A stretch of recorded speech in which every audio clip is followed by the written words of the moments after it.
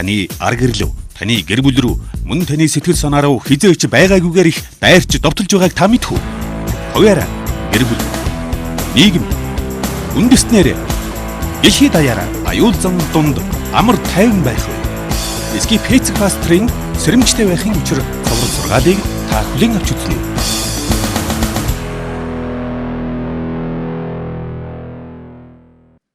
Тэгэхээр Тимот ертөнцийн эзний үннийг тунхаглахаар сонгогдсон. Түүний үгийг сонсох хүмүүс үннийг сонсох юм. Өнөөдөр ч гэсэн зарим сүм цуглааны пасторууд юу гэж хэлдэг вэ гэвэл бид орчин үеийн Америкт бай. ертөнцийн эзний үнэн энэ байна гэж тодорхой хэлэх аргагүй. Хэрв та ертөнцийн эзний үннийг мэднэ гэж хэлвэл дэндүү бардамсан хэрэг болно гэдэг. Би танд юу мэдснэ хэлье. Өнөөдөр хүн юунд ч итгэсэн бай хамаагүй гэсэн буруу ойлголт хүмүүсийн хүлээн зөвшөөрдөг цорын ганц шашин болчихжээ. Та л хүсэж байгаа бол юунд ч итгэх нь хамаагүй. Тийм ээ, юу сайхан дур сайхан гэж хүмүүс хэлдэг болчихсон бай. Тийм үү? Нөгөө ангал руу унах гэж байгаа хараагүй хүнд та дураараа л бол гэж хэлэх үү? Та эмчээс хор тавдартай болсноо мэдвэл одоо яах вэ гэж асуух нь юм байна л да. Гэхдээ хараад дураараа бай. Дуртай нэвтрүүлгээ телевизээр үзээд суу. Яах вэ? Хэрв хүсэж байгаа бол бид мис засал хийж өгч болох юм. Бидэнд хамаагүй. Гэвэл та мэдээж уучлаарай, та ажлаа мэддэггүй юм байна гэх биз. Пүүл мөн тэндээ сүнслэг ажлаа мэдэхгүй хүмүүс үннийг заахын оронд хүмүүсийг буруу тийш нь явуулж байгааг харжээ. Тийм учраас л Тимото ертөнцийн эзний үннийг тунхагл гэсэн байна. Христэд итгэгчдийн нэгэн сургууль дээр багш нь сурагчдаа асуулт тавьж шалгалт авч гинэ. Сурагчид асуултуудаа сонсоод хариуг нь бичих ёстой байлаа. Эхлээд false doctrine буюу буруу сургаал гэж юу вэ гэсэн асуулт байж. Гэтэл нэг сурагч асуултаа ташаа сонсоод за ямар ч байсан доктор буюу эмчийн буруу юу вэ гэлээ гэж ойлгоод өвчтөе хүнд буруу юм бичиж өгдөг эмч буруу гэд биччихсэн байжээ. Хариуг тооцож болох юм. Библиэд хүн эмчилж өгсөн жишээ олон бий. ертөнцийн эзний үгийг тунхаглал. Өнгөрсөн 7 хоногт бид керусо гэдэг үг бол эрх мэдэлтэйгээр тунхаглах гэсэн утгатайг мэдэж авсан. Сүүлийн үеийн сүм цуглааны удирдагчид үүнийг яаж хийхээ мэдэхгүй байна гэдэг. Билээч тэд энэ ажлыг л хийж байна. Тэд үүнийг харилцаа яриа гэдэг. Бид ертөнцийн эзний үннийг төгс мэдэх боломжгүй ч гэлээ энэ тухай ярьдаг. Бид ертөнцийн эзний үнний тухай л ярилцсан. Тэгэхээр та тэгвэл 10 хуулийн тухай бодоод үзтээ. Энэ нь ярилцлага мөн үү? Үгүй ээ, ярилцлага биш, харин нэг хүний үг байсан. ертөнцийн эзэн өөрийн үгийг хэлсэн. Тэр өөрийнхөө үгийг дамжуулсан. Ууланд сургаал номдохдоо харилцсан ярилцсан уу? Үгүй ээ, шууд л номлосон. Есүс ертөнцийн эзний хаанчлалыг тайлбарлаж яаж амьдарч, яаж тийш орох тухай л ярьсан. Зүнчүүд юу гэж хэлсэн байдаг вүлээ? ертөнцийн эзэн ингэж айлдаж байна гэдэг. Үүнийг ярилцлага гэхгүй. ертөнцийн эзний хэлсэн үг гэдэг үстэй. Паул Тимотод бас Галат, Эфест загтал бичиж байхдаа ярилцлага хий гэсэн үү? Үгүй ээ. Паул ертөнцийн эзний үгийг тэдгээр сүм цуглаануудад дамжуулсан юм аа. Мэдээж Библиэд ярилцлага бий. Эден цэцэрлэгт муу ярийн сүнс ертөнцийн эзний бүтээсэн анхны эмэгтэйтэй ярилцсан. Гэвч үр дүн нь муугаар иргэсэн.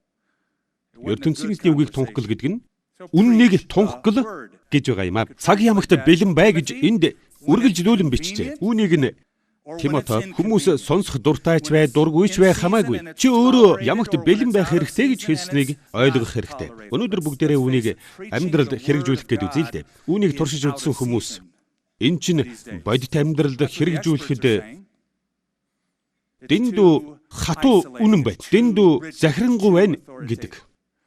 Аав минь анчин хүн байлаа л да. Тэгээд одоо хандгай агнах цаг боллоо гэд яваад өгдөг байлаа. Тэгэхээр Тимото цаг нь болохоор яв гэд хүлээгээд байж болохгүй. ертөнцийн эзний үннийг тунхаглахад цаг ямагт бэлэн бай. Тууштай яв гэсэн үг. Хоёрдугаар ишлэлд Паул цааш нь чи буруутай итгээдэг буруу шаан зөв замыг зааж өгтөө үнэн юмд залхуугүй тэсвэртэйгээр сурга. Би чамд үүнийг тушааж байна гэж бичжээ. Энд буруу шаа, зааж өг, сурах гэсэн 3 үг гарч байна. Эхний үг сөрөг сэтгэл төрүүлэхээр байгаа боловч сүүлийн 2 нь эерэг байна. Буруу шах гэдэг үг нь засч залруулах хэрэгтэй гэсэн үг. Юуг тэрв? Буруу зан суртахуун, буруу сургаалыг. Зааж өг гэдэг нь бол ойлгомжтой. Яагаад энэ 3 үгийг эерэг сөрөг сэтгэл төрүүлнэ гэж ялгаад байгаа юм болоо гэж та гайхаж байна уу? Сургана гэдэг сайн хэрэг. Чи үргэлж Есүс Христийн тухай үнэн сургаалыг тунхаглах хэрэгтэй. Хүмүүс сонсох дуртайч бай, дургүйч бай хамаагүй. Чи өөрөө ямагт бэлэн байх хэрэгтэй. Үүнд чи буруутай итгээдэг буруу шаан, зөв замыг зааж өгтөө үнэн юмд залхуугүй сурга гэсэн байна. Хэдэн сарын өмнө би Хойд Каролина мужид явж байгаад нэг номын дэлгүүрээр орлоо л доо. Тэнд Христэд итгэгчдийн хамгийн их худалдан авдаг номыг Томоо гэгчийн шилэн хоргонд тавьсан байлаа. Энд тэр ном болон зохиогчийн нэрийг хэлэх хэрэггүй байхаа гэж би бодож байна. Хин нэгэнд асуудал үүсгэмээргүй байна л да. Тэгсэн чинь 2 хүн тэр номын дэргэд ярилцаж байна. Нэг нь нөгөөдөө "Ой, чи энэ номыг авчих. Миний хэлэх санааг энэ явдлаас харж болно. Энэ номыг ав. Энэ номонд чамайг гэмээр хаяж өөрчлөгдөх хэрэгтэй гэж ятгахгүй. Харин чамд байгаа хамгийн сайхан зүйлсийг чинь л ойлгуулнаа" гэж байна. Тэр үед л би энд бичигдсэн үнэн сургаалыг тунхагл гэсэн хэсэг ямар чухал болохыг тэр үед үнэхээр сайн ойлгосон юм аа. Тийм ээ, сайн ойлгож билээ. Өнгөрсөн хэдэн 7 хоногт ярьсан зүйлсийн талаар олон хүн надад урамтай сайхан үг хэлж маш их эерэг нөлөө үзүүлсэн. Сайн боллоо, сайхан сургаал байна, энэ ирчээрэн яв гэдэл. Тэгсэн чинь нэг хүн надад "Ой, эсгэ, надад чиний сургаал зааж байгаа арга таалагддаг. Одоо л чи сургаалаа зааж сурч байх шиг байна" гэсэн шүү. Бидний уншсан хэсэгт ертөнцийн эзний үгийг тунхагл гээд маш ойлгомжтой бичигдсэн байсан болохоор намайг өгөөд өдөж байгаа юм шиг санагдсан. Тэр хүн зөвхөн Есүсийн хэлсэн сайхан үгээр сургаалаа зааж байвал ер нь яасан юм гэж байсан шүү. Би түүний юу хэлээд байгааг ойлгосон л доо. Тэгээд нөгөө ишлэлээ уншиж байх зураа Стивард Брискогийн сүм цуглааны залуу удирдагчдад хандан бичсэн үгийг саналаа. Тэр пастор хүн эрдэмтэн шиг ухаантай, хүүхэд шиг сэтгэлтэй, хэрс шиг хамгаалтай байх хэрэгтэй гэж бичсэн байсан юм. Үнэн дээр би хэн миний сургаал номлолын талаар юу хэлэх болоо гэж бодохоос илүүтэй ертөнцийн эзэн хэрхэн хүлээж авах болоо гэж л их боддог. Энэ зөв үү? Бид тэгж л амьдрах ёстой юм шүү дээ.